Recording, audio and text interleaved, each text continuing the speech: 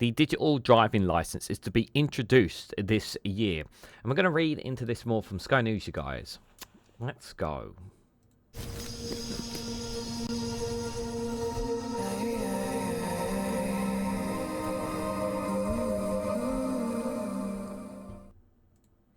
Good morning, good afternoon, good evening, wherever you are in the world. This is Reganelite here with an article from Sky News with the headline that digital driving licenses are to be introduced this year.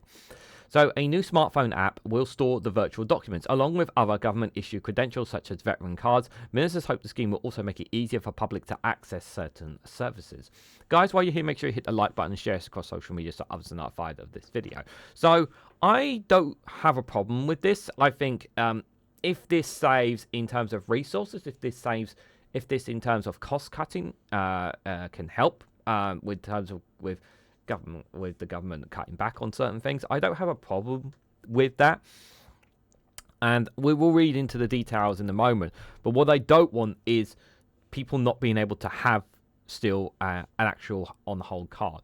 Now, I know that I think having that card, actually having it in your hand, really can matter and really helps in terms of ID. Now, yes, everyone carries mobile phones. Yes, most people don't carry money, cash on them. Most people have their bank cards or whatever, or they even carry their bank cards because they have everything on their phone. But the thing is the way I look at it is you put all your eggs in one basket, and you lose your phone, you're buggered, pretty much. Let's say it what it is. You're screwed because everything on that phone is gone. If you ever gets lost or ever gets stolen, what do?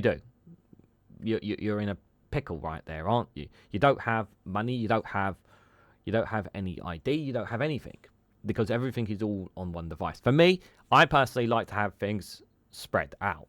That's me personally, but I know some people like it differently. Some people like things all in one place. And that's totally your discretion. I'm all for this. I'm all for digital driving licenses. And I think that if it means that, having it on your device instead of having to carry it around with you, and especially if, for example, you've had to jump in the car and go somewhere and for whatever reason you haven't got your driving license in your wallet or whatever, and you just happen to have the app, and you can show the app if you get pulled over or whatever to show your driving license and documents on your phone, that can be a real game changer and that could be really helpful to you. But I still think the option should be there for people to be able to have an actual card if they want to. It should be rather than something that should be something that should still remain optional. I do think that it's possible that we can get to a point where we won't need them anymore. Any kind of things, even like veteran cards and whatnot. I do think we can come to that point, but I do think there still needs to be an option. There will be a case of what the government needs to do is basically say if people want to have a card or whatnot, they need to opt in for it, opt in to want it or request it basically, and basically will automatically be given digital versions going forward. And this will save the government lots of money, but over time, and I think that it's a good thing as well. So let's read a bit more into this, you guys. So digital driving licenses will be introduced later this year under plans to use technology to overhaul public services. So the licenses will be available on a new government mobile phone app and will be accepted as a form of ID for buying restricted items like alcohol and for voting in elections, as well as providing someone's right to drive.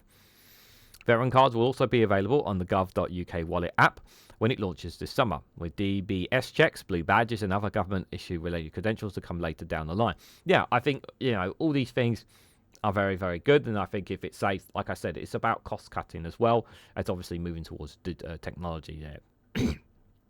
The Science Secretary Peter Carl said the app will mean that every letter or identity document you receive from the government could be issued to you virtually, and that will also reduce in terms of paperwork for the government as well.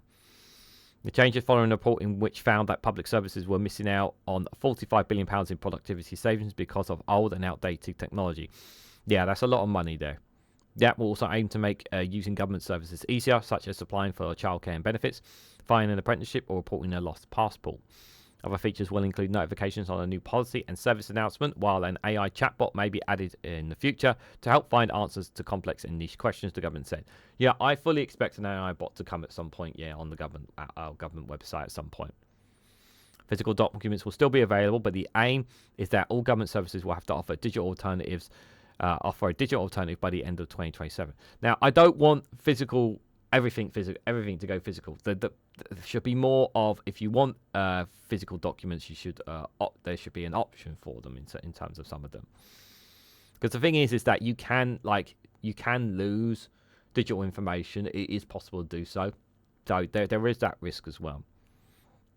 The digital documents will make use of technology built into smartphones like facial recognition, so that they will be more secure even if the device is lost, the government has said. Mr. Carl added, along with CDs, the Walkman and flip phones, the overflowing drawer around with letters from the government, and hours spent on hold to get a basic appointment will soon be consigned to history. Gov.uk wallet will mean that every letter or identity document you receive from the government could be issued to you virtually.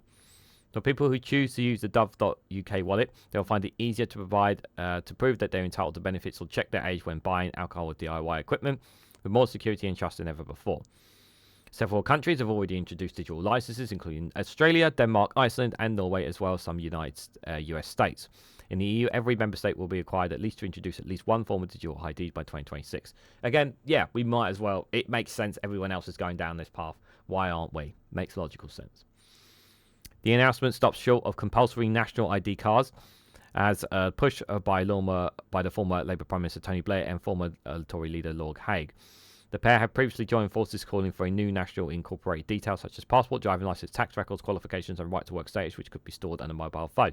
I think we should be pushed. We should look into this more. I really think we should have some kind of national ID card, not just your passport.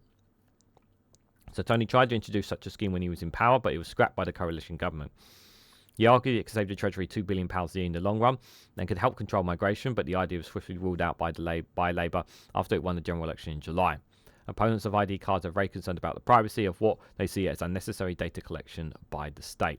I get the privacy bit. That's a perfectly reasonable thing when it comes to data protection and whatnot. But following suit of what as it says there, what other governments and EU and other countries are going to be doing, it makes logical sense for us to go down this route. I don't have a problem with it, but I still have my position is that while I have no problem with us going towards digital, which obviously means from a cost saving point of view, is that there are some people out there who will still want the option to have it in your hand still. And I think that option should be more of an optional thing.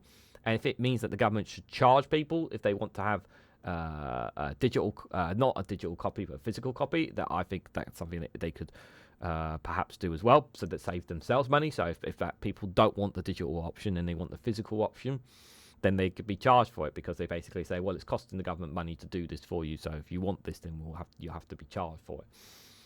I know some people may not like that, but I don't have an option like that being introduced to people. I'm not saying straight away, but eventually. But everyone has a mobile phone. But like I said at the start of the video, you're putting all your eggs in one basket in doing so. But let me know what you guys honestly think. What do you guys think about digital driving licenses and all kinds of digital options? Some of you guys have probably, in other countries, have probably already got them. Does it make logical sense to have it all on your devices? Let me know your thoughts and more about this option. And answer my question. I'd like you guys to know, would you still be in favour of the option of being able to have physical cards still available? Do you think there should be an option still available when they go digital? Let me know your thoughts and more on all of this down in the comment section below. Now, if you found this video informative or helpful to you, please hit that like button, be greatly appreciated, and share this across social media so others are notified of this video. And if you haven't subscribed already, please consider subscribing, because it really does help support the channel. If you want to go one step further and financially support me and the work that I do here, you can do so by becoming a YouTube member for as little as 99p, or join me on Rumble or Patreon for exclusive content on those platforms. So thank you all so much for watching, and I hope to catch you all very, very soon.